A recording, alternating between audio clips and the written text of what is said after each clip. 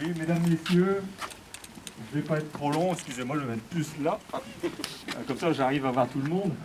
Moi, j'étais juste le porte-parole là. Voilà, il en faut un.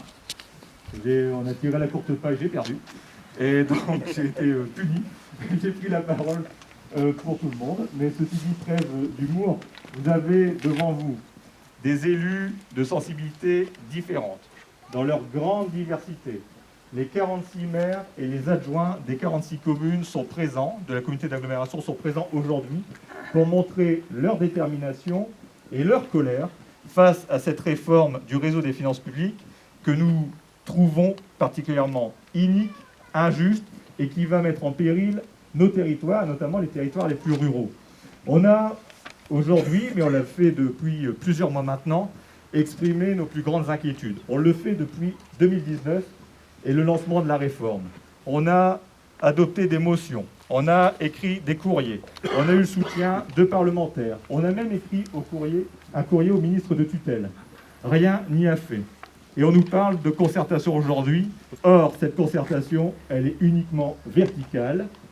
Il y en a qui pensent et il y en a qui sont sommés d'exécuter. En tout cas, nous, on a un soupçon, on est parfois soupçonné de révolution, mais c'est une réalité. On ne se laissera pas marcher sur les pieds. On a une dignité, pas pour nous-mêmes, mais pour les habitants de notre territoire qui se voient une nouvelle fois sacrifiés et cette réforme perdure depuis...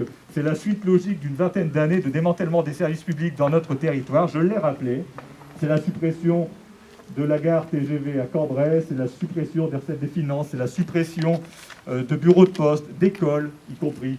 C'est la CAF, la Sécu, l'inspection du travail qui sont aujourd'hui des antennes. C'est la CARSAT, vous l'avez vu dans la presse, l'antenne de Cambrai qui va être supprimée demain. Bon, ça stop, ça suffit. Nous, on est fiers de notre territoire.